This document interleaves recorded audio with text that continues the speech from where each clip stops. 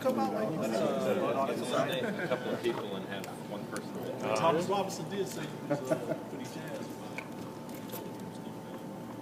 Yeah, real quickly, we're really thrilled to be able to draft Thomas Robinson. We felt that going into the draft, he was one of the top couple talents in the draft overall, particularly at his position.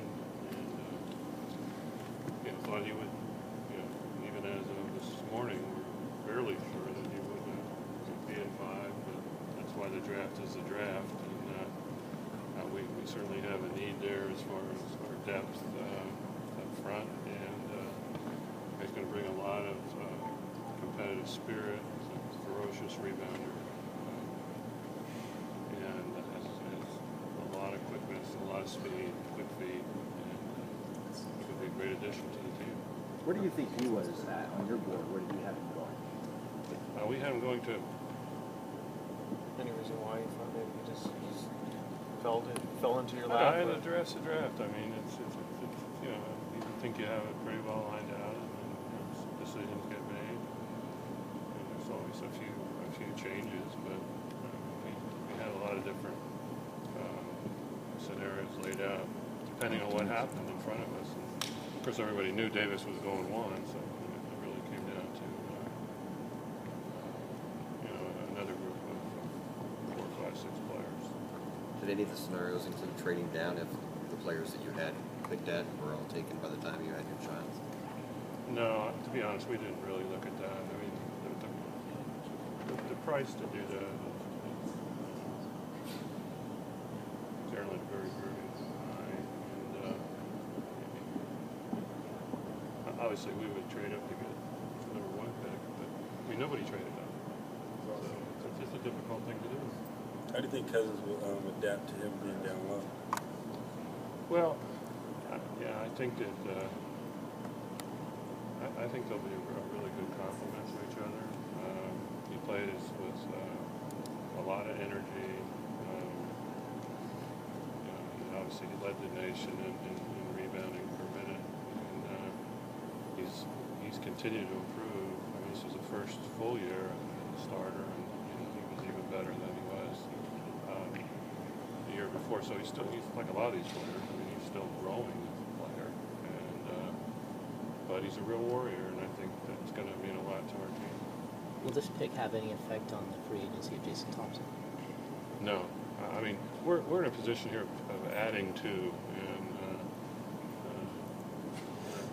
subtracting from at this point. And I mean, our goal is to go out when free agency starts, and Jason's still a very, very important part. And I actually think that DeMarcus and Jason and Thomas could really fit well together, because both Jason and Thomas can run like the wind for big guys. They want to play a running style. They both rebound, and along Marcus, it could be a real interesting combination. I know he hasn't played a game as a pro yet, but just in your career with draft picks, how big of a get is he? How big of a what? A get. A get? A get. Well, I mean, I think a lot of the game he has now, particularly the rebounding and the effort and the competitiveness, that all generally transfers real well. And his skill level needs, like a lot of players, I mean, it needs to continue to grow some, but he's a worker, and I think it'll be fun to watch. What was his reaction like when you got him out of his varsity? He was muffled all the time. Yeah, he was very appreciative, still somewhat emotional just about being drafted, thankful, very humble in a lot of ways. One of the things I told him, I said, just enjoy the moment. It's a great moment for you. Of the guys you looked at, was he a guy who you figured could come in and be a guy be able to play immediately, as opposed to needing a long time to get ready to be able to play in the NBA level? We feel he'll be able to go out and play minutes. How many and how soon and all that, but he should be able to get on the floor and play minutes because of the way he plays and his physical strength and you know, he's got a 7'3.5" wingspan, so he's really got good length. I mean, he's physically ready to play. And, From a character standpoint. so come on over to Vegas and we'll start to find out. From a character standpoint, what did you like about the kid? Actually, we had a chance to interview him in Chicago with one of the players that we did have a chance to talk to, and I said this before, there wasn't anybody that you know, I thought that we felt, you know, was really off center. But there were a lot of class kids this year that were really well spoken, very mature and professional about what they thought they were getting themselves into, and really want to be in the NBA, want to be good players and good citizens. And I think that's he's very close with his family, like a lot of these kids are. So, you know, I think you'll enjoy him.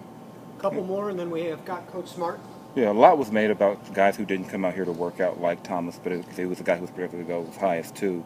Was that a bother to you at all that he didn't come out here at all? Or Well, in a perfect world, you'd like to have him come out and work out against 5 other good players, like we do with a lot of our draft picks. But you know, the reality in this draft was there were 4 players that we could not get in here to work out that were all projected to be in the top 5 or 6 players. And so it was an interesting discussion at times with, you know, where you're saying, well, look, there's 4 of you, and there's only 3 spots. So one of you is going to be here. Somebody's going to be wrong. But yeah, we did an enormous amount of work. We've seen all those top players play, you know, over 10, 15 times a piece. We did a lot of extra background work on those players. So, and my feeling to some extent is that all this work and all the research and all the live books and all the studying, and 1 hour going to flip this thing over big time. I'm not saying that can't happen if it's real close, but I think we had a really good handle, not just on him, but you know, the other players that did. And what went into not keeping that second-round pick this year? Just giving us some other flexibility for things we want to do going forward. I think it's going to help that. And What? Like what? like what? Like things with your roster, hopefully, and things that we want to do further on in the summer. Jeff, the shooting is still an area that you talk about. How do you, is that something you look at for agency or right? Well, our primary focus is, you know, free agency initially is going to be with Jason. Yeah, we still have other needs. Obviously, we weren't going to fill every need with one player. You know, at least where we were picking. And the shooting is still an issue, and we're going to have to try and address that. You know, things that are left now are obviously trading into free agency. Jeff, what about the possibility of chasing and re-signing Terrence Williams? Well, we'll talk to Terrence for sure, and when the time comes, just see where that goes. I mean, I think everybody's been around free agency long enough to know that can be an interesting situation too. So, Last one. Can you also comment on your workout sessions with Tyreek and how they've been going? Sure. I mean, Tyreek was here for 2 solid weeks, and you know, we spent a lot of time on the court with him, working on, you know, adding and improving parts of his game. I think it will make him a better player. He's really focused. I think everybody was really pleased with the effort and the concentration and the results to this point. The big thing now is that, you know, he continues